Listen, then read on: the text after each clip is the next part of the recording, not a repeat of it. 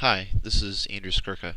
I've had a couple of requests from people who were not able to come to one of the 2Cs 2 Feet slideshows to make my slideshow somehow available, so that's what I'm going to do now. This slideshow ended yesterday and over high school, but I'm going to go ahead and give an audio slideshow and make this available on CD for those of you who missed it. I think the slideshow will go for about 65 minutes, and usually the slideshow and a live presentation goes for about 90, with about the first 60 minutes being on my C2C hike, and then the 30 minutes after that I have a discussion about lightweight backpacking and a question and answer section. But I think today it'll probably just go for about 65 minutes. Let's get started. This is the C2C route. The C2C is a 7,800-mile transcontinental network of existing long-distance hiking trails. It starts up in Cape Gaspe, Quebec, on the south side of the St. Lawrence Seaway, and it links together about 6 major long-distance trails to go all the way to Cape Alava in Washington, out in the Olympic Peninsula. The 6 major long-distance trails include the International Appalachian Trail, the Appalachian Trail, Long Trail, North Country Trail, Continental Divide Trail, and the Pacific Northwest Trail. There are also 2 gaps in the C2C network. There's a short 30-mile gap between the Long Trail in Vermont and the beginning of the North Country Trail at the New York-Vermont border on Lake Champlain. And there's a more formidable 800-mile gap from the Missouri River in the middle of North Dakota at Lake Sakakawea State Park all the way to the Continental Divide Trail at Benchmark Trailhead in Montana. 7,800 miles is really, really long, and to give you some perspective on it, to hike that far you'd have to hike the equivalent you'd have to hike about a marathon a day for 300 straight days. I did the C2C over about 11 months, so about 330 days, and I did about 54 of those marathons wearing a pair of snowshoes.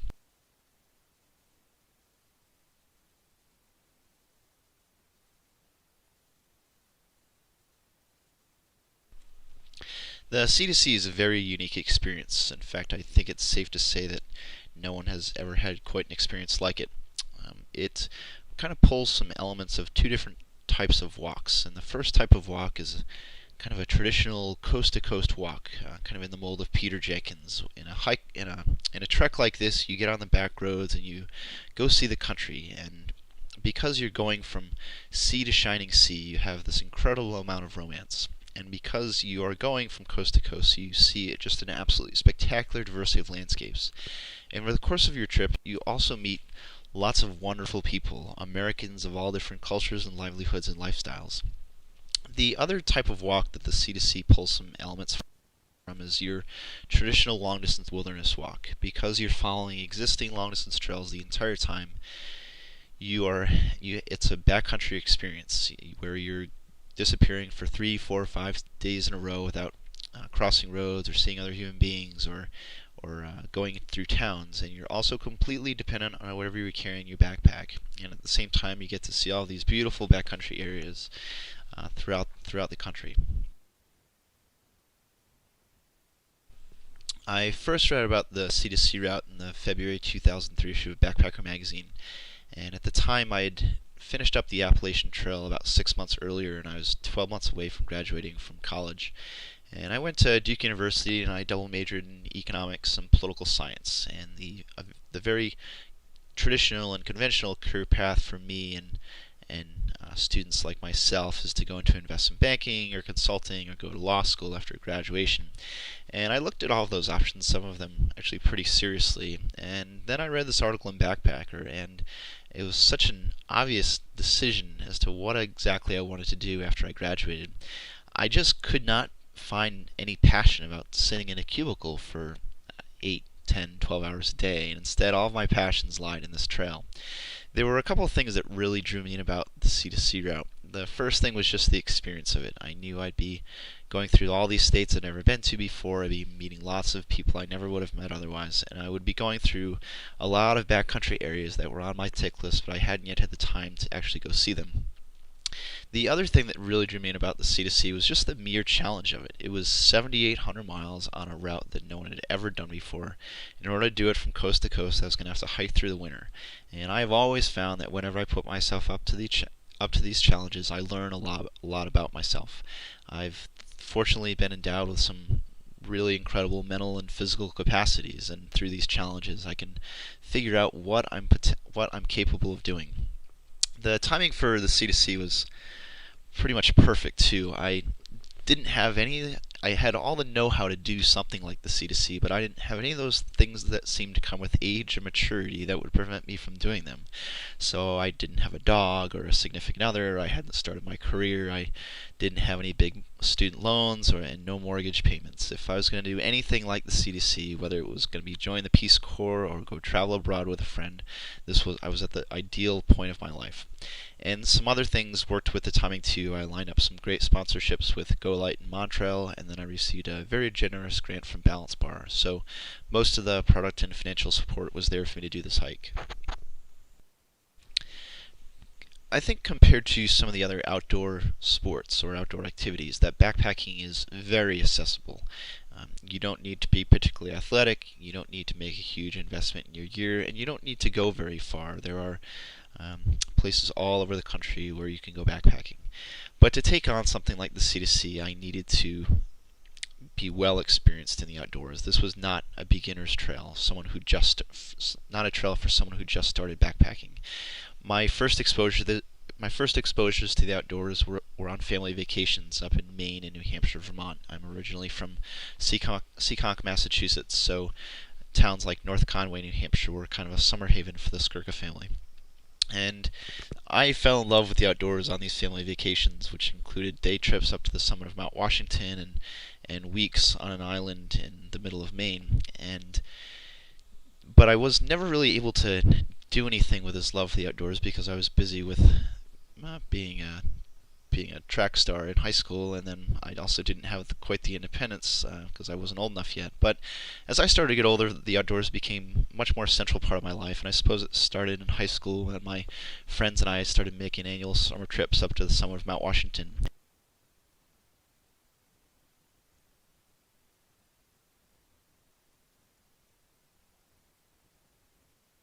And then in college, my first 2 summers, I went out and worked at a high adventure summer camp in the mountains of western North Carolina. My third summer, I went out and hiked the Appalachian Trail in 95 days between my spring and fall semesters. I hiked it all the way from Georgia to Maine. And then I had 1 summer left in college, and I went out to Boulder, Colorado to intern for Go Light. And every single weekend, I was up in the Indian Peaks Wilderness in Rocky Mountain National Park. It was really this summer where I fell in love with the West and fell in love with the outdoors, and decided ultimately that the outdoors were going to remain a central part of my life, that they were my biggest passion, and that I was going to somehow make my biggest passion somehow an occupation.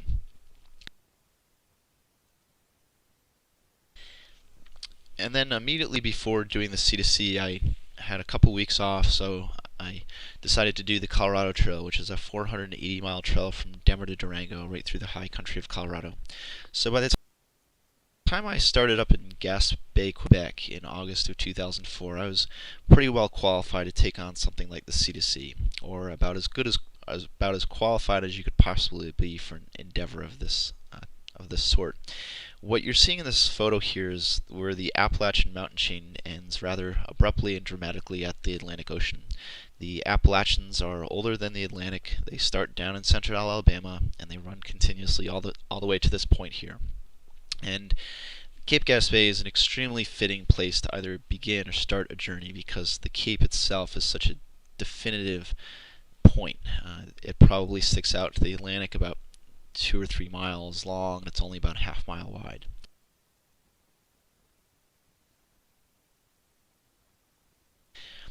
I remember getting down to the water, and while I was down there, of course, I took a self-timed photo to prove that I was actually at the Atlantic Ocean. And while I was down there, I also filled up a small container with Atlantic Ocean water, and this container weighed 2.7 ounces, and it was the most useless thing in my pack. But it was a great reminder to me every single morning and every single night that I was coming from the Atlantic and that I was heading towards the Pacific. And I had a vision of what I was going to do with this container when I finally got there. Standing down at the Atlantic, I remember being very overwhelmed about the trip I was about to start. I was going to travel across the continent in the same way that we all walk from our cars to our offices and from our bedrooms to our bathrooms. And it just seemed impossible that this motion that we do on a day-to-day basis without thinking twice about it, I was somehow going to utilize and multiply thousands of times over in order to get myself all the way to the other ocean. Being down the Atlantic, I also remember being very excited about starting this trip. I'd been planning for it for 18 months. I told every single person I knew that I was going to hike it. I knew that it was a once-in-a-lifetime opportunity and that over the course of this trip there would be many, many good things that would happen to me. So I took my first step towards the Pacific Ocean, and by doing that I basically committed myself to this endeavor. Quitting after that point was never an option, and I remember that's about when the romance ended. I think we have some romantic conceptions about what a thru hike is. Since we're going to be going through all these beautiful backcountry areas and meeting all these hikers and people in the trail towns, and since we're living life out of a backpack and it's so romantic, hiking from Georgia to Maine or Mexico to Canada, and also we don't have an office to report to 5 days a week. And I think that these things lead to some very romantic conceptions about what a thru hike is, which I'll define as hiking from one terminus to another, or one of these long distance trails in one single continuous push. But the realities of a thru hike are very different than what we might think of them. Thru hikes are the most difficult things I've ever done in my life. And if you think about what it is, you'll realize why. A thru hike is hiking an absurd number of miles over the most difficult terrain you can possibly imagine, with none of the comforts that we've grown accustomed to throughout our entire lives. But thru hikes are also addictive. I think I'm definitely not alone in saying that after my first thru hike, I totally caught the bug, and I really haven't done anything productive in a traditional sense ever since. And the reason that I love thru hiking, I love the simplicity while I'm out there. I carry everything I need to be comfortable and safe and have fun on my back. I get to see all these beautiful areas, and I meet all these other great hikers and people in the trail towns. And also at the end of every single day I have a very tangible sense of progress. Whether I've covered 20 or 30 or 40 miles, I can look over my shoulder and pat myself on the back for that. While 20 or 30 or 40 miles in the scheme of things might just be a drop in the bucket, that still is an accomplishment in and of itself.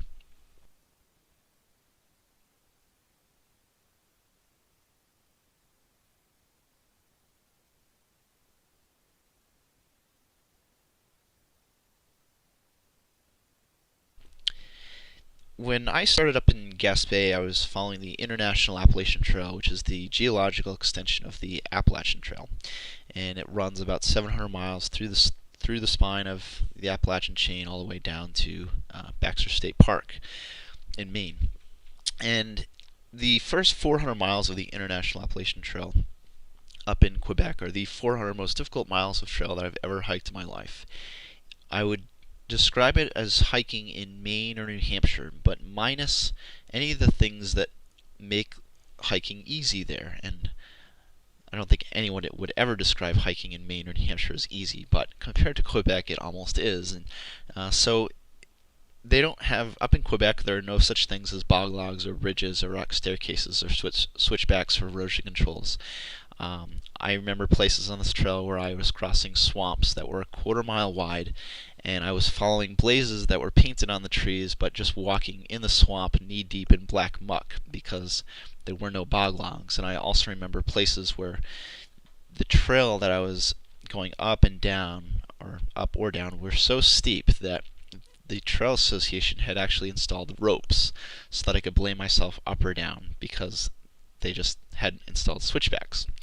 And perhaps more telling, I remember getting on the Appalachian Trail, and I was in the 100-mile wilderness, and I remarked to a thru hiker who'd walked all the way from Georgia to get there that I had forgotten how easy the Appalachian Trail was. And he was ready to punch me in the face because the 100-mile wilderness was giving him such an ordeal. But for me, having come all the way from Quebec, the Appalachian Trail felt like a boardwalk. I reached Katahdin, which is the northern terminus of the Appalachian Trail. It's the highest point in Maine, and it was early September when I got there. And this was the beginning of the peak season for thru hikers to be finishing up their long distance hikes. And every hiker in this photo here has hiked mile by mile, step by step, mile by mile, day by day, all the way from Georgia. And over the course of their hikes, which on average have taken them 5 to 7 months, they've gone through some incredible emotional lows and some incredible emotional highs. And this is definitely one of the highs after reaching Katahdin, which is the destination you've been walking towards for so long. And it was really inspiring to me to watch all these hikers on the top of Katahdin that day, because they were having one of the best days of their life. And it was a great reminder that human beings are in fact capable of walking from Georgia to Maine, or Mexico to Canada, or from the Atlantic to the Pacific, and that we can do it just step by step and mile by mile, day by day. But it was also kind of depressing to be up there that day, because while all these hikers were having this incredible day, they all reminded me that I still had 7,100 miles to go before I was going to have that same sense of exhilaration when I finally reached the Pacific Ocean. So I quickly descended Katahdin and I started south on the Appalachian Trail. I took the AT about 480 miles to Main Junction, which is where the Appalachian Trail and Long Trail, which runs the spine of the Green Mountains in Vermont, they connect. And at that point, I went 30 miles north along the Long Trail to US 125, otherwise known as Middlebury Gap, and from there I followed the road down through the town of Middlebury and into the Lake Champlain River Valley. At that point, I crossed Lake Champlain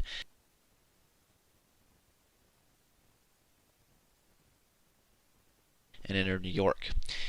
When I reached New York, I linked up with the North Country Trail, which is a 4,400-mile national scenic trail that runs through New York, Pennsylvania, Ohio, Michigan, Wisconsin, Minnesota, and North Dakota, eventually ending at Lake Kakawea State Park on the Missouri River in central North Dakota. And it's funny that very few people have heard about the North Country Trail, and it's kind of unfortunate and sad because there are some world-class sections of trail along the North Country Trail, and it has the same congressional designation as the Appalachian Trail and the Pacific Crest Trail, but it just does not receive nearly the attention either from the community at large or from backpackers. My first task on the North Country Trail was to get through the Adirondacks, and after I got through the Adirondacks, the terrain really mellowed out for me. I was going through the Finger Lakes of upstate New York, as well as the Alleghenies in Pennsylvania, and the Appalachian foothills in southern Ohio. And because the terrain mellowed out, I was really able to just kind of relax and to go on autopilot a little bit. And that was actually really nice, because I knew that the next section of the hike, after I got through, basically starting in Michigan, it was going to be the most difficult section of the entire hike, and it was nice that I had some time to both prepare myself mentally as well as to prepare myself logistically for these conditions. The most difficult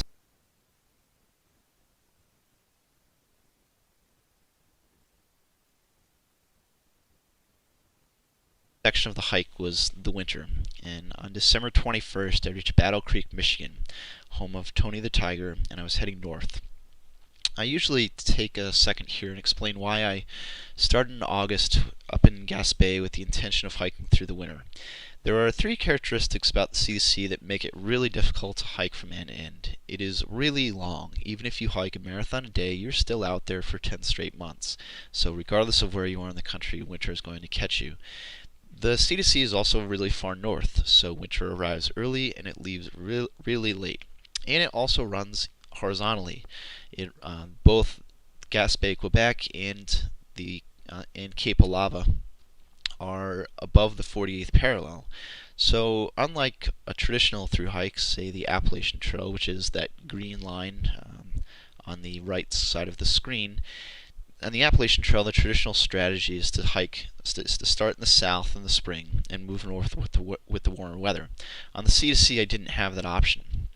And in order to hike the C2C from end to end in one calendar year and avoid the winter, I would have had to average 45 miles a day. And I really didn't think that was within my physical capacities, and I also really didn't want that type of hike. So the next best option is to spend winter out in the trail. And you spend it in the warmest sections along the trail, which would be western New York, western Pennsylvania, Ohio, and the lower peninsula of Michigan, which are hardly warm states, but relatively speaking, they're better than the others. I ended up spending my winter in the lower peninsula of Michigan, the upper peninsula of Michigan, northern Wisconsin, and northern Minnesota. And I was ahead of schedule. This wasn't the original plan. I was hoping to be a little bit further back, but I'd started earlier in the summer, giving myself some leeway, some pillow time, just in the event that something did happen. If I were to get hurt, or if something were to happen with my family, and I needed to go home for a little while, I could do that without risking the rest of the trip. Basically, I needed to get through the Adirondacks, or through the Whites, and then through the Adirondacks, in order to carry on with this hike before the winter set in. And I've got to be honest, going into these winter months, I was really, really intimidated by the conditions I knew I'd be facing. I was going to be in 3 of the coldest states under 3 coldest months: Michigan, Wisconsin, Minnesota, during January, February, and March. And it just seemed impossibly difficult for the next 3 months of my life that I was going to be dealing with temperatures as low as 20 below zero, that I was going to be encountering 4 feet of snow, and that I'd be snowshoeing for 3 straight months, which ended up being 1,400 miles, which is 2/3 the length of the Appalachian Trail on snowshoes. I think if you were to extract this 3 months period of time from the sea to sea and just take it as a project in and of its own, that it would be a project that should be the source of some tremendous pride. Surviving the North Country in the middle of the winter, I mean, it's unbelievable. But this 3-month period of time was in the middle of this unprecedented hike across the continent, and I think that the winter section of the hike really brought the level of difficulty to this of the sea to sea as something that really was unprecedented in long distance backpacking, and really unfathomable for nearly all people.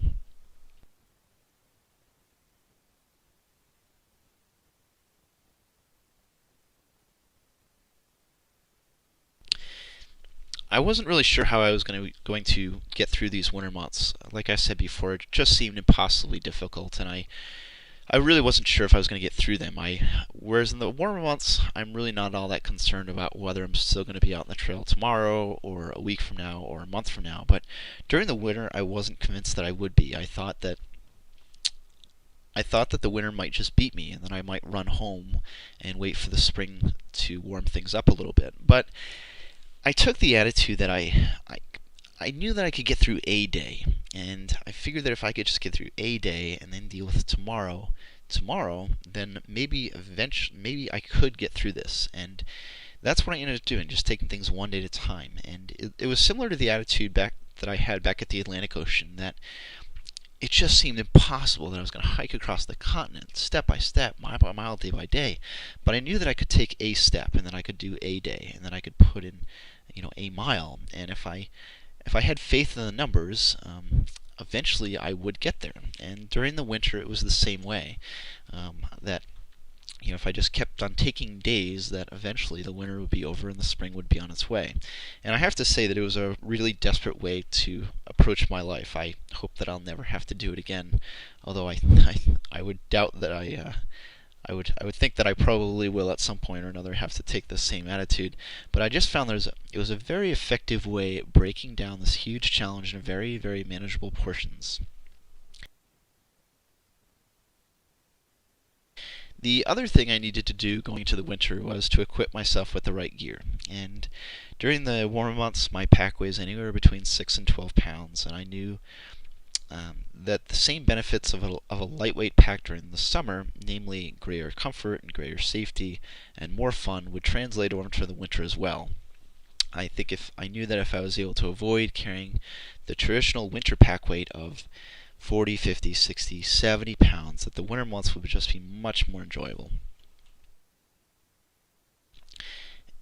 Of course, in the wintertime, enjoyable is a relative term, but even so, I was able to keep my pack relatively light. It weighed 17 pounds minus food and water, and with just those 17 pounds, I was able to stay safe and comfortable throughout these conditions. I think it's kind of unfortunate that the activities we do in the wintertime are day activities. We go snowshoeing or downhill skiing or cross-country skiing for the day. but we're not going out and having those long-term engaging experiences that we have in the summertime. And I think one reason for that is that the winter months are uncomfortable, and I'll explain why with the next slide. But I think a lot of those discomforts are outweighed by the benefits of being out there in the wintertime. Namely, that it's a much more engaging experience, that that an experience you would have in the summertime is an entirely different experience in the wintertime. And also, you have all these backcountry areas to yourself because no one else is going out there in the wintertime. So a place that you have to share with hundreds or thousands of people during the summer, you can have all to yourself during the wintertime.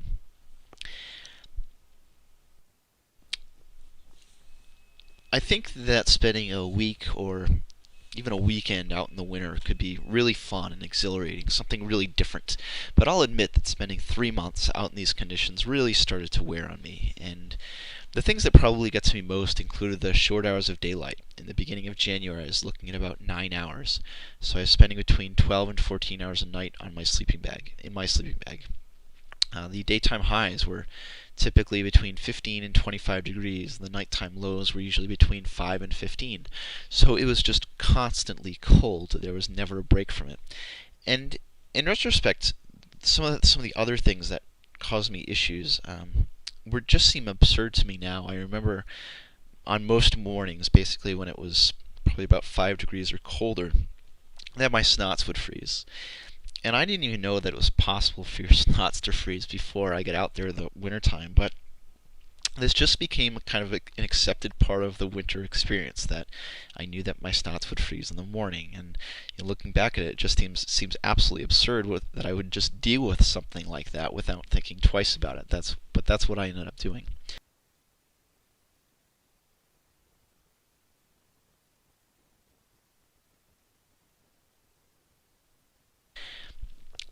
The other thing about being out there in the wintertime, aside from being uncomfortable, is that it's much more engaging. You always have to be on top of your toes and to be on your A game, because if you're not, any mistake that you made could be catastrophic.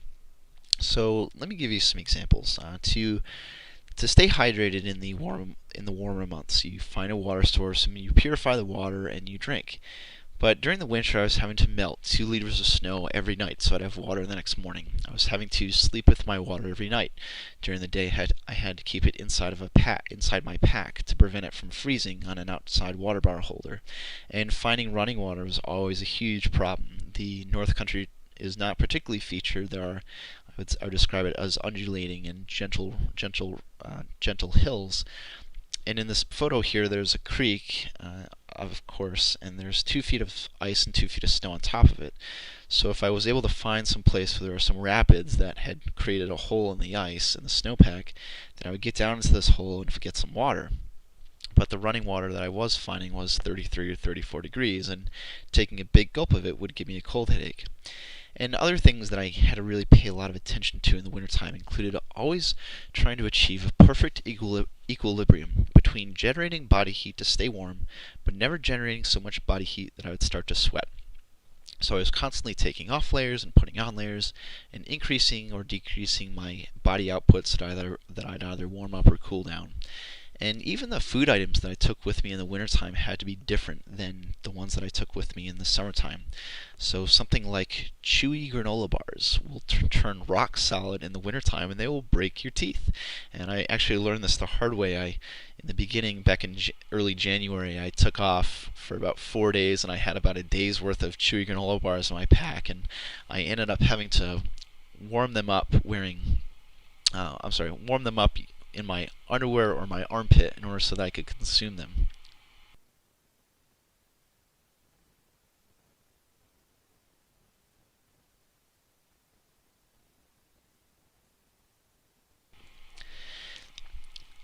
So it was uncomfortable and it was difficult, but I look back at those first 3 months of 2005, and they're the 3 months that I'm most proud of because of the conditions that I had to overcome.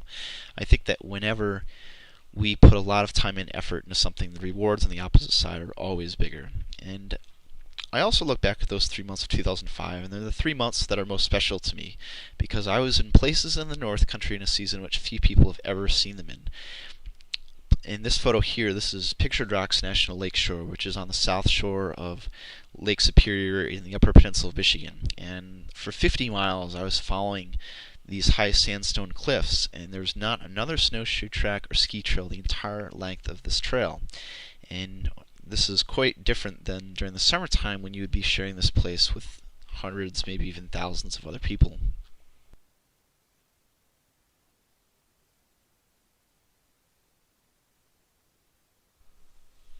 During the winter, I was amazed at how well received I was by the local communities.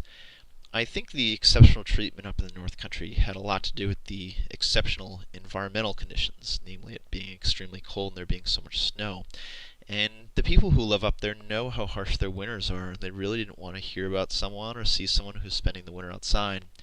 At least once, sometimes twice a week, people from the local communities were putting me up for the night. Sometimes they were members of the local chapter of the North Country Trail Association, but just as often they were people who had read about me in the newspaper and gotten hold of me through my mom, or who had just met me on the street as I was resupplying their town. At this point, I want to introduce you to a couple of my favorite people from the North Country. First, there was the Cusick family, as well as a couple of their friends from Grand Rapids, Michigan.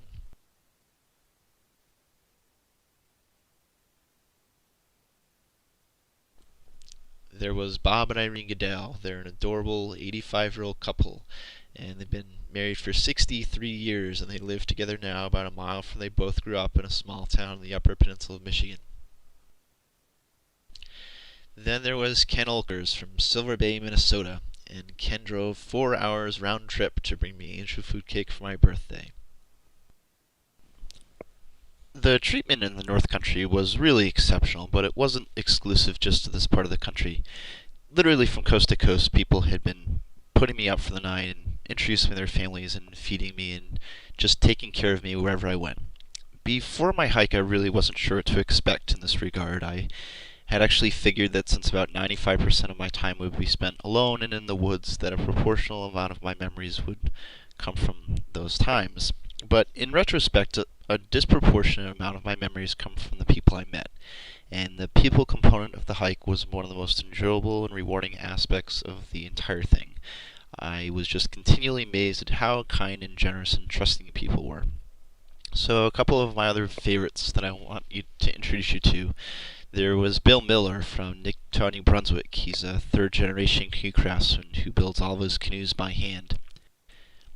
After the North Country, there was the Moline family from eastern Montana. Their driveway is 5 miles long, and they live 20 miles from the closest town, and that town of Geraldine only has 200 people in it.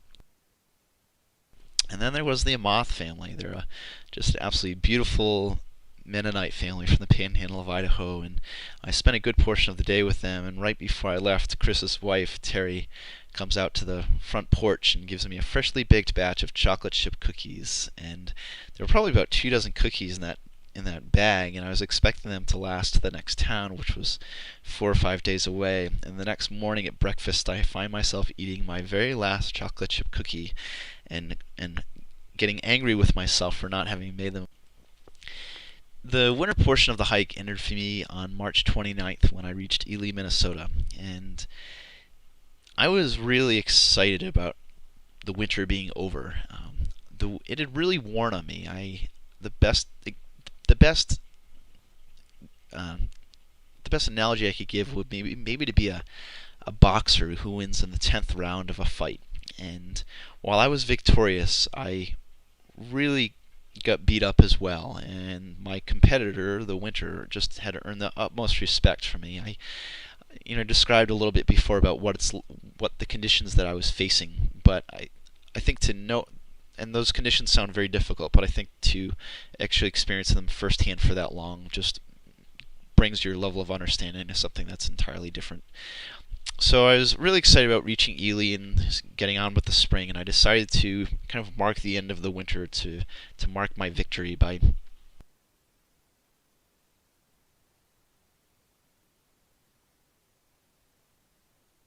finally treating myself to the half-gallon challenge. For thru hikers, you'll be familiar with this, but for non-thru hikers, it's kind of a tradition among thru hikers that when you treat yourself to a half gallon of ice cream, I'm sorry, when you reach the halfway point of your thru hike, you treat yourself to a half gallon of ice cream. It's a way to congratulate yourself on a job well done in the first half, a way to give a toast to the second half. And when I reached Ely, or let me rephrase it, when I reached the halfway point of the C2C, I was actually 1,000 miles back, but it was February, and I was in the Upper Peninsula of Michigan. And there was no way that I was going to eat a half gallon of ice cream under those conditions. I just couldn't even think about the second half of the hike. I was just so focused on getting through the winter. And I was also already freezing cold, so I didn't want to contribute that at all. But when I reached Ely, I was 4,800 miles into the hike, and I figured I'd earn more than a half gallon of some mediocre ice cream like Edie's. So I went for the good stuff and started with a pint of Chubby Hubby, and then chocolate chip cookie dough, and then Cherry Garcia, and one more Chubby Hubby to wash it all down. And it took me about 2 hours to eat them all, and remarkably they all went down incredibly smooth. It was almost scary. And after the fact, I looked at the nutrition labels to figure out how many calories I had just consumed, and I figured out that 4 pints of Ben & Jerry's is the equivalent of about 2.5 days worth of calories. It's a good thing I still had 3,000 miles to go, I suppose.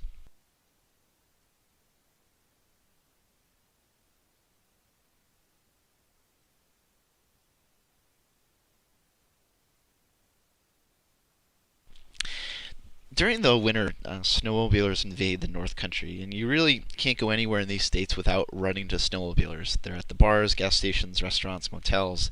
They're in the woods. They're transporting their sleds on the highways. And the snowmobile thing was entirely new to me, and I've got to be honest, I was kind of entertained by these guys all winter long. And one of the things I learned about them is that they love to drink. And they're not supposed to, but they will on occasion go out in the woods with some beers so that they can have a few as they're zipping around. And it's definitely not a smart idea. I mean, these guys go pretty fast, and I wouldn't want any alcohol in my system, but I've got to say I didn't mind what they'd done, because on occasion they would happen to drop full cans of their beer, and they would get covered up by the snow, and when the snow melted, they were left on the ground. And because I was the first hiker that year, I was getting to find all of these buried treasures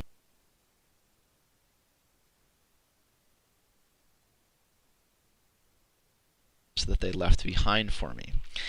In this photo here, you're looking at a very, very happy man. When I reached North Dakota,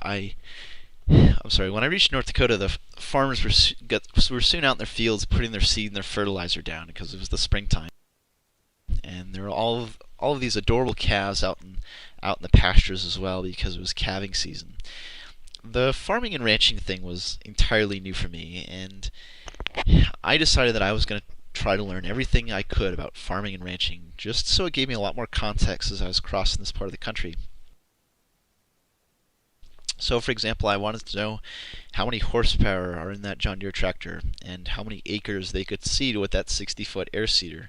And I also want to know more fine details, like how many cows one bull can impregnate in a season. And I had no idea that bulls are such studs. It is truly remarkable, some of the numbers that ranchers were telling me.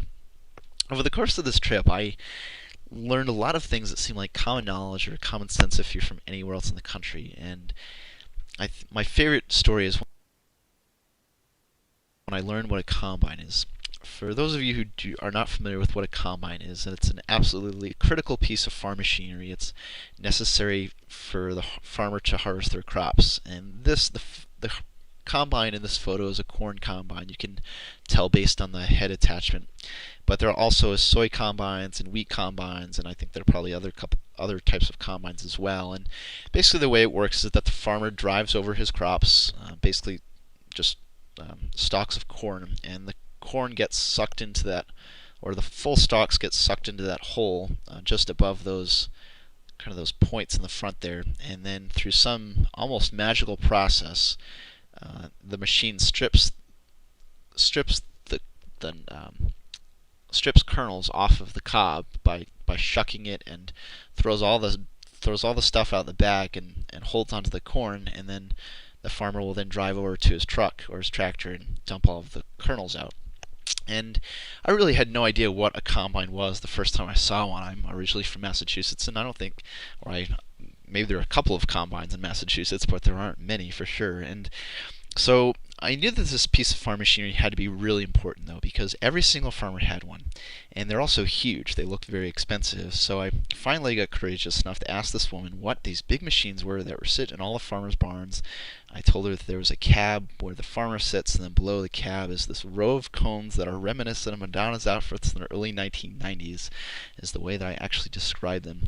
And she knew exactly what I was talking about. She told me I was talking about a combine, and she decided to give me this huge lecture about combines, how much they cost and how they work, and how they've increased worker productivity, and how they replace the thrasher, and how long they last for, and yada yada yada. And she gives this big lecture, like 3 or 4 minutes long, and she gets done with this lecture of hers, and she looks at me really seriously and says, "Well, boy, you do know that milk comes from cows, right?"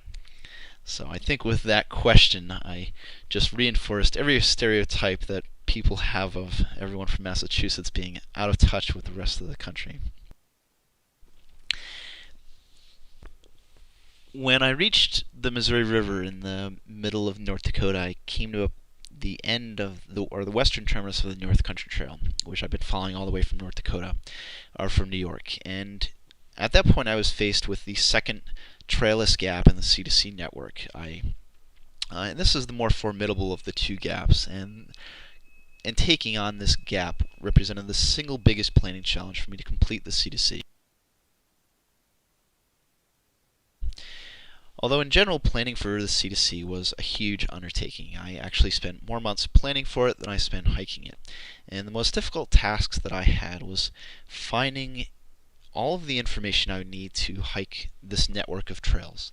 So to give you a comparison, to hike the Appalachian Trail, you would call up the Appalachian Trail Conservancy, or even log on to Amazon.com, and you could get the data book and the thru-hiker's companion, and you'd be good to go. That's all you need to hike from Georgia to Maine. But to hike the C2C, I needed to contact the International Appalachian Trail Association, the Appalachian Trail Conservancy, the Green Mountain Club, the Adirondack Mountain Club, the North Country Trail Association, the Finger Lakes Trail Association, and that got me through New York. And a lot of the trails that I was following, particularly the North Country Trail and the Pacific Northwest Trail, aren't heavily used by thru-hikers, so there's not an abundance of information about resupply points and trail conditions, and there's also not a demand among backpackers to have information that is complete and accurate and up to date. So I was relying on a lot of first-hand information too. I was calling up presidents of local trail chapters and asking them what services they had along their trail, and asking them if there had been any changes made to their map set since the last one was published, and other sorts of odds and ends.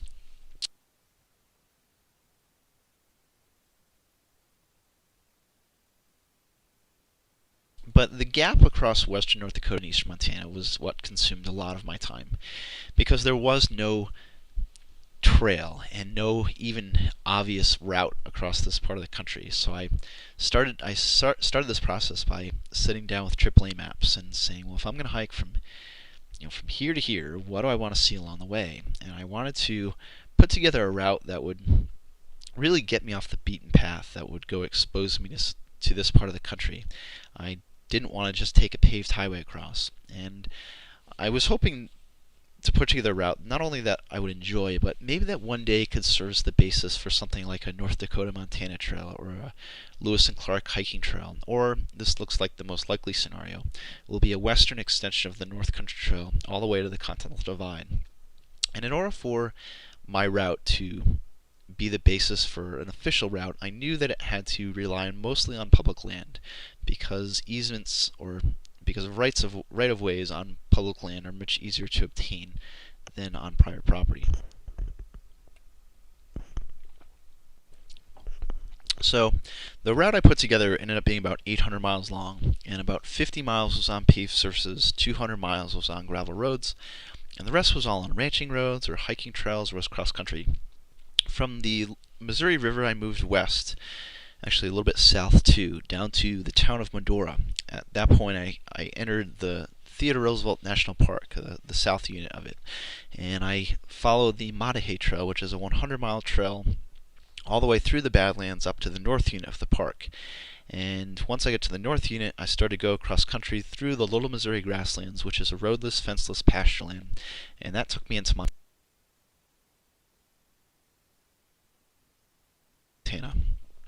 And once I got into Montana, I started to follow the Missouri River again, on and off all the way to Great Falls. And interestingly, I was out there 200 years after, exactly 200 years after Lewis and Clark had originally gone through this part of the country. And one night I ran into the bicentennial reenactment group of the Corps of Discovery, which was just such a fun night. I ran into them just outside of Fort Peck, Montana. I had thought prior to getting out there that since the Missouri was a major river, that there would be some infrastructure, some civilization along the river, maybe even a St. Louis or two. And anyone who has driven on I-90 or I-94 knows that that is not the case at all, that this part of the country is incredibly barren and incredibly desolate, and it is by far and away the most barren, most desolate place I've ever seen in my life. But coming from the East Coast, it was probably the most amazing landscape I've ever seen. The fact that I could stand up on some of those small knobs and ridges and look out for 50 miles in any direction, and the only signs of civilization I see are some old ranching roads that are used once or twice a year. Then there are some abandoned homesteads that were probably abandoned 70 years ago. Then there are some barbed wire fences, and maybe, just maybe, I'll see some cows out in the pasture, and you can see those black dots in the middle of the pasture there, and those are actually cows. But even cows were rare in parts of this country. Along the Missouri is actually where I went my longest stretch without a resupply. I went 205 miles, and it included the section in this photo here, which was taken in the Charles Russell National Wildlife Refuge. As a thru-hiker, I've been given a lot of warnings and pieces of advice from people who shouldn't be giving me either. My favorite two are, quote, "It's all downhill from here," and my other one is, quote, "You're almost there." And whenever you hear either of those, you know that that's not the case at all. And as a thru-hiker, I've just kind of learned to take everything I hear with a grain of salt, and nothing that I hear is as bad as they say or as good as they say. And I had been warned ahead of time about this region here, the Charles Russell National Wildlife Refuge. I was told that if it rained on me when I was in the Charles Russell, that I wouldn't be able to walk. And of course, I took this warning with a grain of salt. In fact, I think I actually laughed at this person and told them that there was never a place where I hadn't been able to walk. Unfortunately, I found out that they were right, that you cannot walk when it rains in the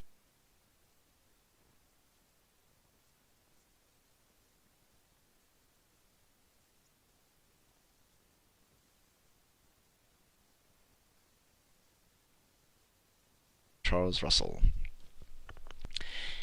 It produces what they call gumbo, and gumbo needs its own term, or the stuff needs its own term, because mud just does not do it justice.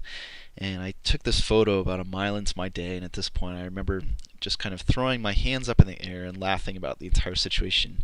I knew that it was just going to be one of those days, and there was nothing I could do about it. There's no sense in getting angry.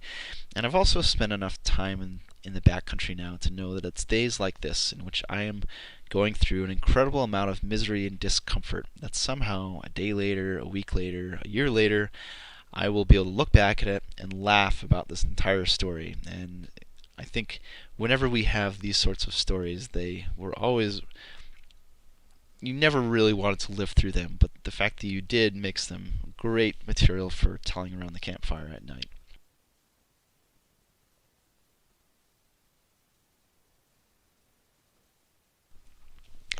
Just before I reached the Rockies, I came up on a branding party. And I don't really want to make a judgment about what happens at the branding party. I think the neatest part for me was that I was getting to experience what is a very definitive event in a culture that is entirely different from any culture I've been exposed to before, specifically the ranching culture.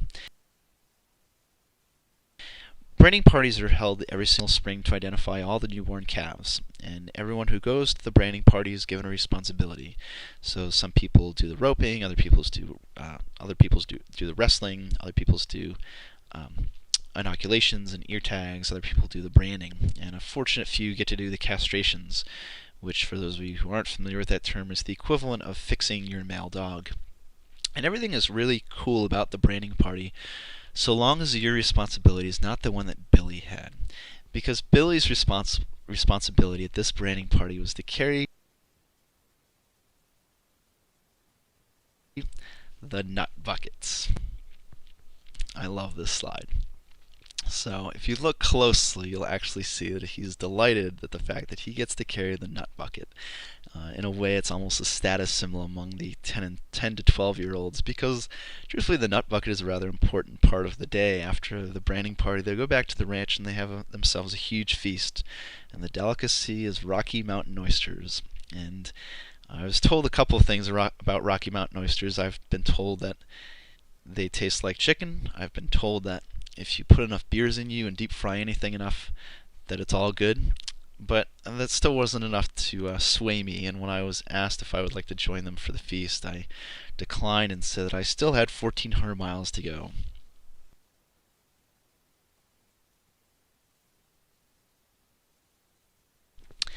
And the last 1,400 miles I knew would be incredible.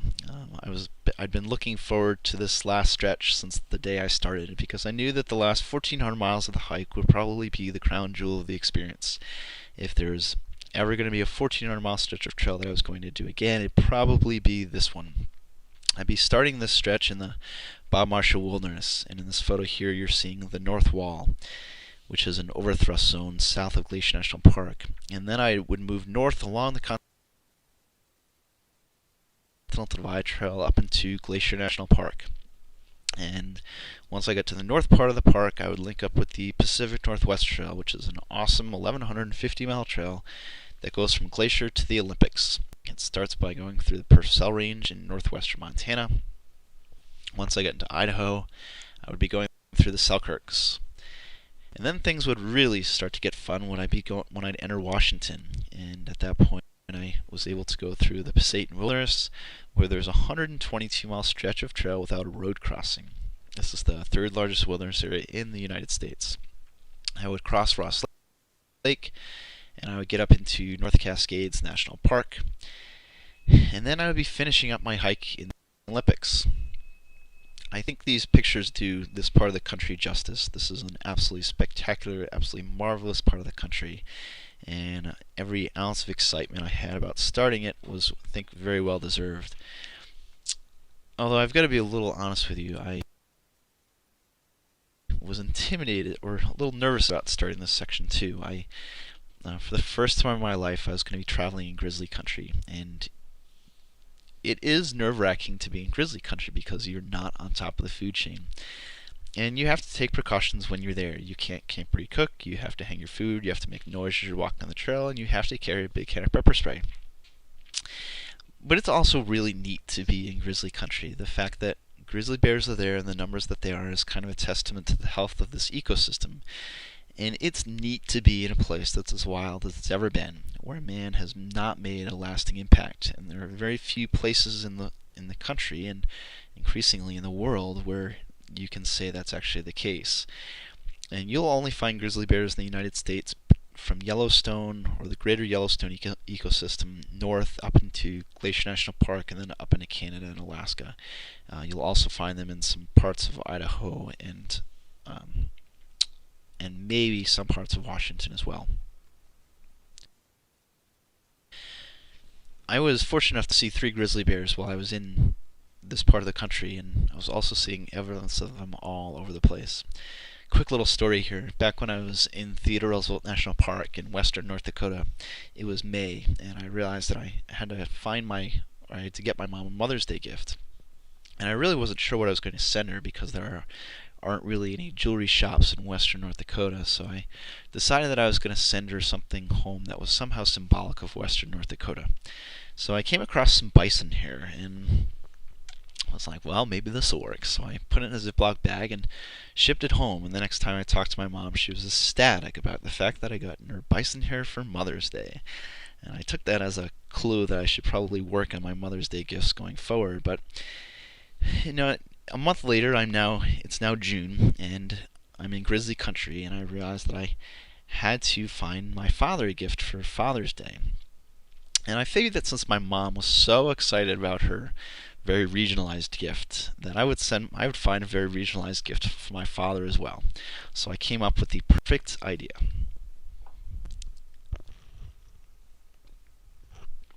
No, I really wouldn't do that. But the thought did cross my mind, and my rule was that if I came across a pile of bearscat within a day's walk of a post office, I'd do it. Unfortunately, I never did. During the winter of 2004-2005 had been a real drought year. They were between about 30 and 60% of their average snowpack. But they made up for it entirely in the first 2 weeks of June. It rained on me 9 out of the first 13 days of this month, and these were 24-hour, 36-hour drenching rainstorms. I have never, ever been in a deluge like that before. It was just unbelievable. I thought that it might never stop raining. I think whenever we spend time in the woods, we become a lot more appreciative of some of the smaller luxuries that we have in our modern society. And anyone who's ever gone backpacking will know that the first hot shower after a weekend in the woods is absolutely heavenly. It's amazing. And over the course of this hike, because of this hike, I'm now much more appreciative of some of those smaller things. And over the course of this hike, I also really had to think about what I really, really need to be safe and comfortable and have fun. And if you think about it, those are really the only things we need to live. We just need to be comfortable and safe and have fun. It's how we define those things that really affect what we do with our lives. And I was really able to get down the things that I needed because I was having to carry it all for 1,700 miles. And when you have to carry it that far, you really get it down to the basics. And I was amazed at how little I actually needed, and in a way how pathetically low my standards were to achieve comfort and safety and fun. And I thought this was illustrated one night after one of these big days of rain when I came up on a Forest Service campground that was snowstoned in for the winter. And I was delighted to find at the campground that there was a pit toilet where I could set up camp for the night. So, it was unfortunately on the Pacific Northwest Trail there's not an elaborate system of shelters like on the Appalachian Trail or the Long Trail. So you kind of are resourceful and you make do with what you have. And this pit toilet was dry, and it was out of the rain, and it was out of the wind. But the best part was, and I actually found this out in the middle of the night, is that when I had to get up, I didn't have to walk very far.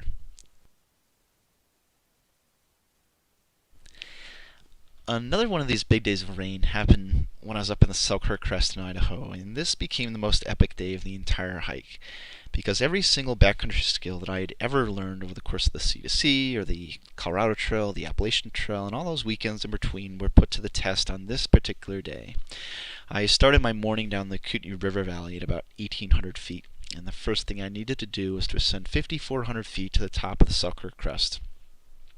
So I wake up and it is pouring down rain, and I have this huge climb on this overgrown trail waiting for me.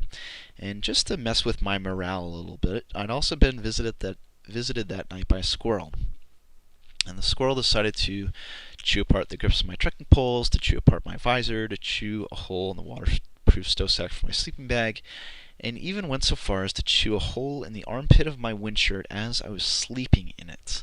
I guess I was really tired.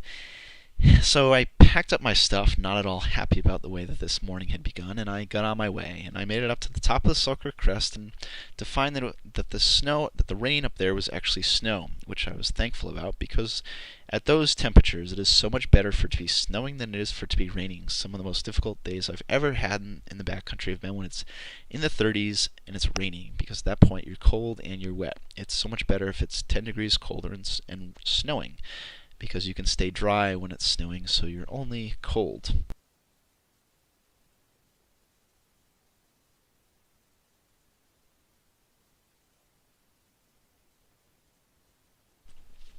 For the next 12 miles, I followed the Selkirk Crest. It is a narrow, windswept ridge that stays at about 7,000 feet, and there are a few small knobs that are 100 or 200 feet higher than the ridgeline. At the end of these 12 miles, I came to a point where the trail I was on cuts back to the east, back into the Kootenai River Valley. And at that point, the official guidebook for the Pacific Northwest Trail recommends an 8-mile cross-country and bushwhack section. It starts by going through the woods by map and compass to an alpine lake. And once I got to that alpine lake, I needed to go around the lake shore to the opposite side in order to ascend a boulder field 500 vertical feet and to a saddle of a ridge. And the boulder field is now covered in 3 inches of snow, which is essentially trying to walk in an ice skating rink with big boulders on it. Impossible. Once I made it up to the ridge, I needed to follow the ridge for exactly 1.5 miles, because at the 1.5 mile mark I was supposed to be on the top of a knob that was so indistinctive from the ridge line that's referred to on the map as knob 7,112 feet.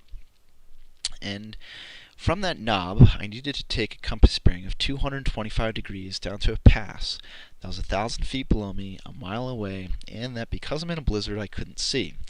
So, as you can imagine, I'm standing on a ridge very similar to this one in the photo here, and I'm finding north, finding 225 degrees, and I start diving off of this ridge, hoping at this point in my hike that I know how to use map and compass. I ended up hitting the pass just right, and at that point I had about 5 miles to go through a creek valley that was so thick with alders that it was actually faster for me to walk at some points in the creek bed than for me to fight the undergrowth. I reached an abandoned campsite at about 8:45. I set up my tarp as quickly as I could and jumped into my sleeping bag. It was pouring down rain on me again, and I was just trying to get some dexterity back in my hands, which were both cold and wet from having pitched my tarp. And now that I was kind of out of the rain and underneath some protection and in a safe zone at 5,500 feet, I started to relax a little bit and started to reflect on this day and realized what an epic it had just been. There were so many points in this day where I could have made an absolutely catastrophic mistake. If I didn't know how to walk on snow or to find a trail underneath snow, maybe I wouldn't have covered 25 miles that day up on that ridgeline. And instead of finding myself at 5,500 feet, at 8:45, I would have found myself at 7,000 feet with nothing more to protect me than a poncho tarp. If I didn't know how to use an altimeter, maybe I would have got knob 7,112 feet confused with the knob before it, which was 50 feet lower. If I didn't know how to use map and compass, maybe I would have shot off into a different watershed and have gotten lost. If I didn't know how to keep myself comfortable when it was dry, when it was wet, and when it was cold, maybe I would have gone into some stage of hypothermia and in general, all day long I'd made very smart decisions that kept a cool head. I hadn't ever freaked out or panicked and done something stupid and got myself into trouble that way. It was really, really nice at the end of this day to see that when all my backcountry skills were put to the test, that I came out of it just fine. It was almost, I felt like I could now move on to the Pacific Ocean, and that I'd proven myself as a backcountry outdoorsman.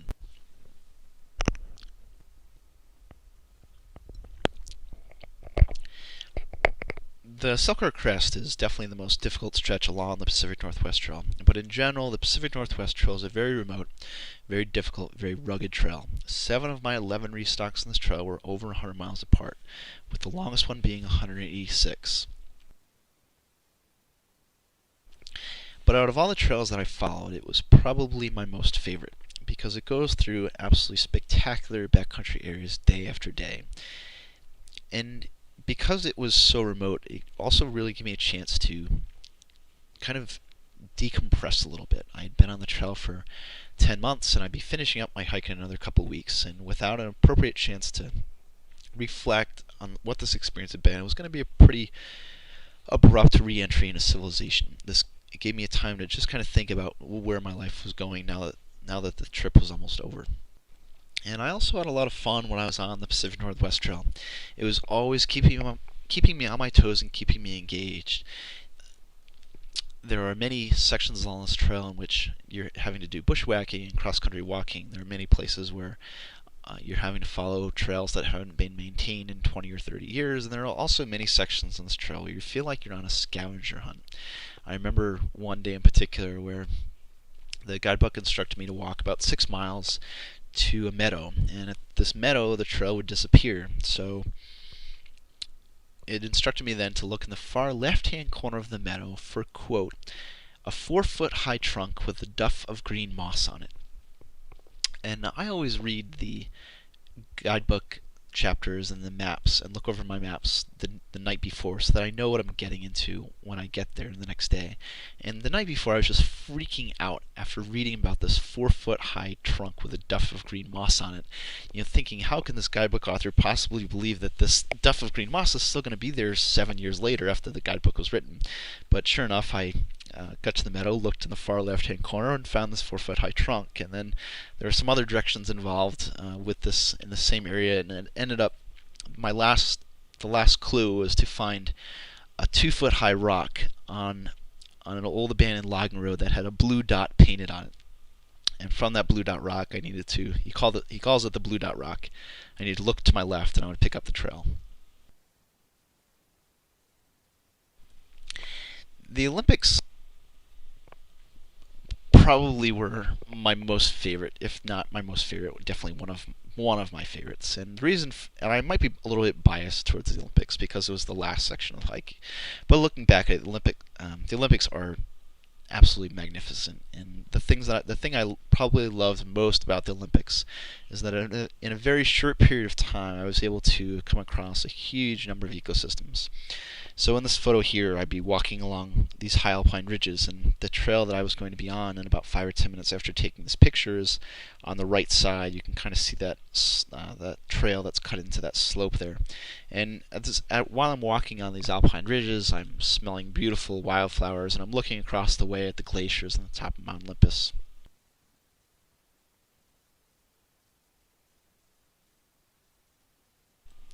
And then I would get down into the valleys, and I'd be walking through these lush rainforests where there's moss growing everywhere, and all the creeks are choked with glacial powder.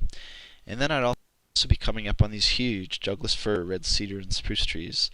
These trees are about 2,000 years old, and I've hiked in this part of the country a fair bit now, but they still amaze me just how huge and massive they are. They stop me dead in my tracks, and I stare at every single one of them in such awe at how old they are. I also had some beautiful stretches along the wild Olympic coastline, with just one exception. There's no road access, no beach access, no waterfront properties out in the last 40 miles of the Pacific Northwest Trail. And I also had some great wildlife encounters when I was in the Olympics. One of the neat parts about being in any national park or any area that's heavily used by human beings is that the wildlife are much more accustomed to seeing humans, and that opens up some great photo opportunities. When I reached the coast, I had about 40 miles to go up to Cape Lava, which is the westernmost point in the continental U.S., and it's where I was planning on finishing up the hike. The point where there is no more land on which to walk west. And this part of the Olympics sees about 300 inches of rain per year. So chances are if you're out there for a day, you're going to get rained on by about 9/10 of an inch, which is a lot of rain. But somehow it worked out that I didn't see a drop of rain in the last 2.5 days of the hike. And between the weather and the terrain, which was just kind of a walk along the beach, it really gave me a chance to relax and to reflect on the fact that I had made it. I had hiked across the entire continent, step by step, mile by mile, day by day. There were no more challenges ahead of me. I knew that I was going to make it to Cape Lava, which is the destination that I've been walking towards for 11 months and 1,700 miles. Over the last couple days, I remember having what I would describe as a tremendous sense of inner contentment. The knowledge that I had done something that was truly amazing. And there have been very few times in my life where I've actually felt this way, where I've actually taken a second to enjoy some of the successes that I've had.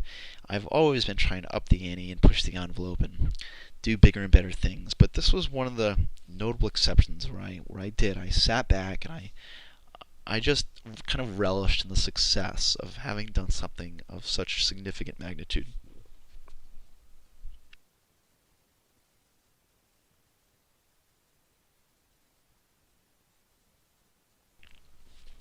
When I reached Cape Lava, there were about 24 people there waiting to greet me, and this was a really special moment because there are many people in this hike who played a very important part of my success. I might not have done all the mile. I might have done all the miles, but there were some people who played who really helped me to get there, and they definitely done some thought or put some thought into the end. They brought out the big banner and the tape, and my brother-in-law had packed in 2 bottles of champagne, and my mom even had shirts silk screened to mark the occasion. I want to bring some attention to some of the people who helped me out at this point, starting with my family in the upper left-hand corner. And in particular, my parents. My parents have always been supportive of everything that my sisters and I have wanted to do. Everything except the C2C. My parents are both very conventional. My dad's a banker, my mom's a teacher, and their idea of life is, at least when they were growing up, was that you get educated, you graduate, you get a job, you get married, you have kids, you retire, and thankfully our generation is able to do things a little bit differently because of the things that our parents have done. They've given us a little bit more flexibility, but it was very hard for my conventional parents to accept the fact that their son was going to do this very unconventional thing after he graduated. But I think it's even harder for parents after having spent 23 years telling their children to follow their passions and pursue their dreams, that to say, no, you can't do that anymore. And so my parents, they came around and they were my biggest supporters, my number 1 and number 2 fans, and my mom in particular was a huge asset for me. On a hike like this, it really matters how often you're hiking, and if you're not hiking, you're not getting towards your destination. And having someone on the back end to take care of all the administrative things was huge for me, because I was able to just focus on hiking, which is the most important thing I could do. So she was sending me all of my supplies and sending all of my groceries. She was checking my email and updating my website. She was sending out a bi-weekly newsletter to a mailing list. She was taking calls from sponsors and from media. She was even sending me clean loads of laundry through the mail. She was incredible. Also at the end were members of the Pacific Northwest Trail Association, which the people in the upper right-hand corner. I would not have been able to have had this experience without all the trail associations. They're the ones who make themselves responsible for building and maintaining these long-distance trails.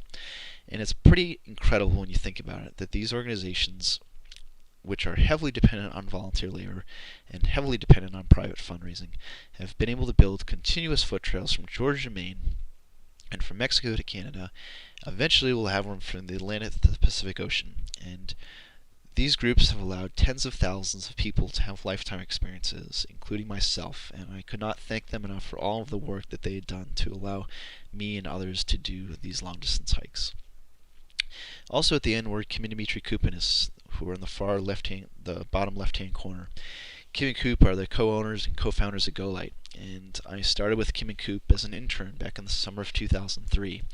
And since the start, Kim and Coop have been a tremendous source of support and inspiration. They've probably been the 2 most influential mentors for me over the last 3 years. And then the last person I want to point out is Ron Strickland, who's in the bottom right-hand corner. The C2C was Ron's vision. He recognized back in 1996 that someone could have a coast-to-coast backcountry experience if they were willing to link together all of these existing long-distance trails. And Ron didn't want to do the trail himself. He just loved the idea of a coast-to-coast long-distance trail, and he's been working to promote the idea ever since. He's the one who got that article in Backpacker magazine, and that's where I picked up the article and ran with it. And I thought it was very fitting that Ron was there at the end to see his vision become a reality.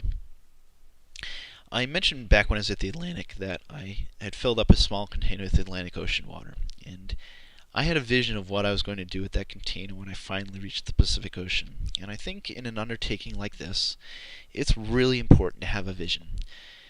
For a couple reasons. One, the end never seems near. I remember eating ice cream. I remember being on the top of Katahdin and still having 1,700 miles to go. I remember being in Ely, Minnesota and eating ice cream and still having 3,000 miles to go. I remember being 2 weeks from the end and still being 500 miles away. So the end is never near, and you just have to keep remembering that you've made a tremendous amount of progress, and that if you keep doing what you're doing, eventually you'll get there. And having a vision also helps you pull through all of those difficult moments. I think it's important in a hike like this to not lose focus of the journey and be caught up on the destination. I think that's the wrong way to do it. But I do think that having a destination is important, because oftentimes the motivation of a destination will help you experience the entire journey. And my vision was this. My vision was to, after walking from the Atlantic to the Pacific Oceans and connecting the two bodies of water with my own 2 feet, I wanted to symbolically connect the water that I carried with me all the way from the Atlantic and dump a road over my head and let it trickle down my legs and finally reconnect with the water of the Pacific. Okay, that wraps up the first part of the slideshow. The first part of the slideshow was designed to share the experience and just expose people to some different parts of the country and maybe to inspire people to go snowshoeing in Michigan in January, or not. The second part of the slideshow is to make sure that people walk out the door with something more, some practical skills and knowledge so that they can go enjoy their own outdoor experiences more. And I was doing this in one of 2 ways. I was started by having a discussion about lightweight backpacking, and then I'd open up the floor for question and answer for about 20 minutes. Since I can't do the Q&A in this format, I'm just going to go ahead and do the first part of this slideshow, the discussion of lightweight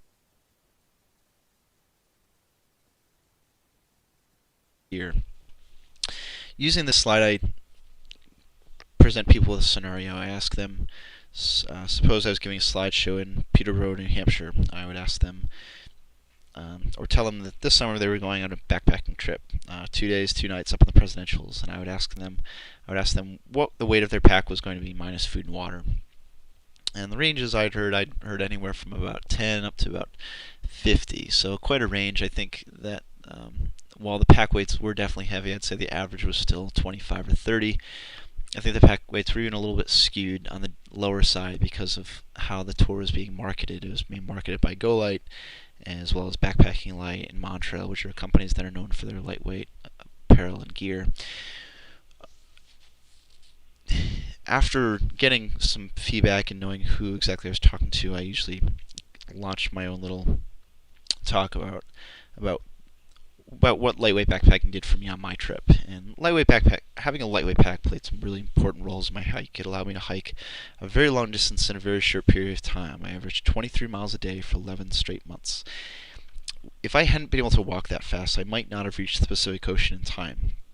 I might have gotten snowed in the winter of 2005 and not somewhere in the Rockies or the Cascades because I couldn't hike quite as fast, and I wouldn't have been successful. Having a lightweight pack also kept me healthy. I didn't have any blisters or shin splints, tendinitis, no stress fractures, nothing. And hiking that far can put an incredible amount of stress on your body, but having a lightweight pack really helps minimize that amount of stress. And the last thing that a lightweight pack did for me, and this is the most important, is that it really helped me to enjoy myself.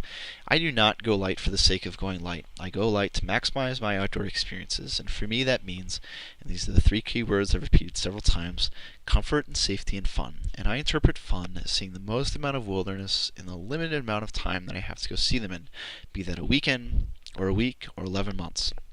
And while I'm out there, I also want to take great photos. That's part of maximizing my outdoor experience, which is why I take a really nice camera. And on the C2C trip, I took a Nikon D70, which is a 2.5-pound digital SLR. Nowadays, I'm using about a 9-ounce point and shoot that has a pretty good range of manual controls, and it's a 8-megapixel Canon S80, which is probably the best point and shoot out there, but it's about twice as heavy as other cameras that I would be able to carry. I did not start off as a lightweight backpacker. This photo of me, the caption for which is "Where's Andy?" was taken on my second day on the Appalachian Trail back in 2002.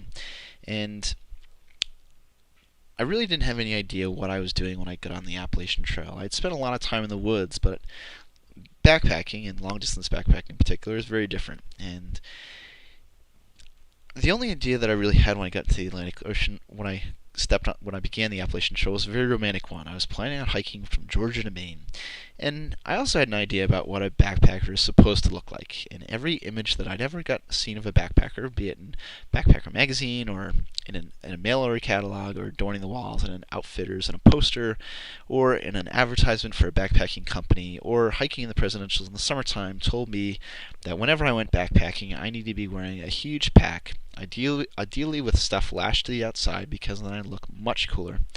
And I also needed to be wearing a big heavy pair of hiking boots. And I didn't do the big heavy hiking boot thing. I'm a runner by background, and the running shoes were more natural to me. But I did the big heavy pack thing. It weighed 49 pounds minus food and water. And it became immediately evident that having such a heavy pack was ruining the experience. It was making me uncomfortable, it was distracting me from my surroundings, and it was limiting what I was trying to do. I was trying to hike the Appalachian Trail in the time that I had. I only had about 100 days because I was a student at the time. And hiking 2,160 miles in 100 days is an impossible task if you have a 50-pound pack. So I began lightening up immediately, and by the time I reached Maine, I was down to 16 pounds. And that made a huge difference in the experience. I enjoyed myself much more at the end as opposed compared to the beginning. Since the end of the Appalachian Trail, I've been able to continually reduce the weight of my pack, and this has happened as my knowledge of lightweight gear has expanded, as my backcountry skills have improved. I've been able to do them more with less. As my experiences have expanded as well, I've been able to figure out exactly what I need for a given set of circumstances, no more, no less. And this has also happened as lightweight gear has improved. Pack weights have, or the gear continually gets lighter and stronger and more durable, which are just all the characteristics that you're looking for.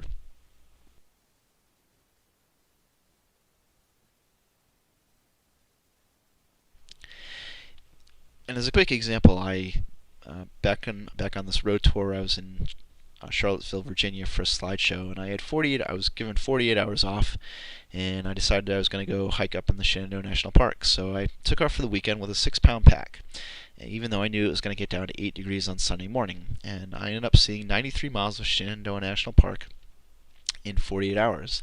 And I took some great photos along the way. So by my account, that's a great weekend. I had lots of fun. I came back from that weekend, I was exhilarated about the experience that I just had.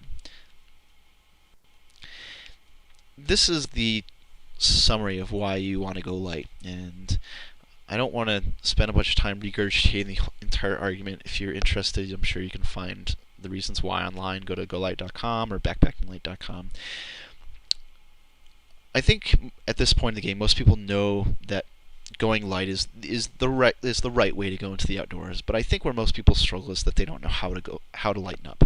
So I try to point people to a couple of resources. The first one is a handout that I was giving out at the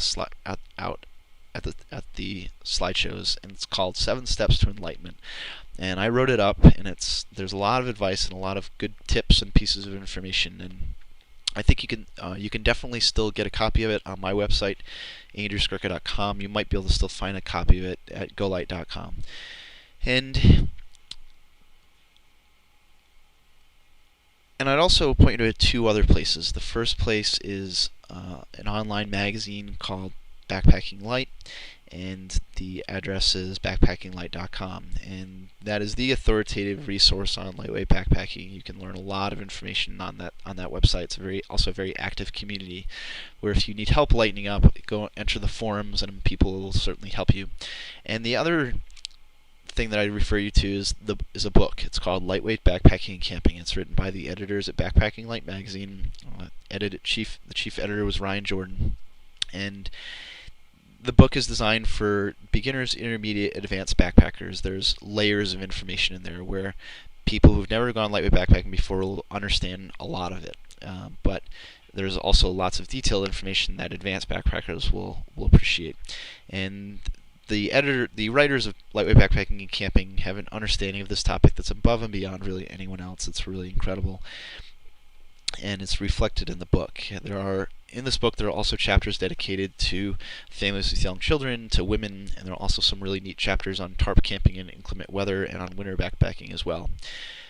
Back to this chart here. I don't want to regurgitate the whole argument for why you want to go light, but I do want to touch on the 2 reasons on the top left: greater comfort and greater speed. because I think they're the sources of some misconception about what lightweight backpacking is. You will be more comfortable with a lighter weight pack. The gear list, I passed out 2 gear lists during the slideshow. One is a lightweight gear list, and the other is an ultralight gear list. And the lightweight gear list weighs 13.9 pounds.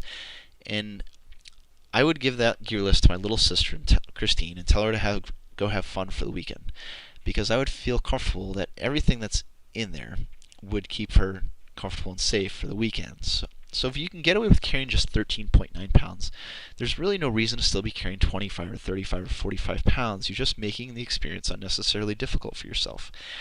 And lightweight backpacking is not about doing away with your luxuries. To go back a couple of slides, back to that photo of me standing at the Pacific Ocean with my 10.5 pound pack and my pinky finger, in that 10.5 pounds is a 2.5 pound digital SLR camera and an extra pair of shoes. I take the shoes because they give me greater comfort. Halfway through the day, halfway through a 40-mile day, it's nice to be able to swap into something different.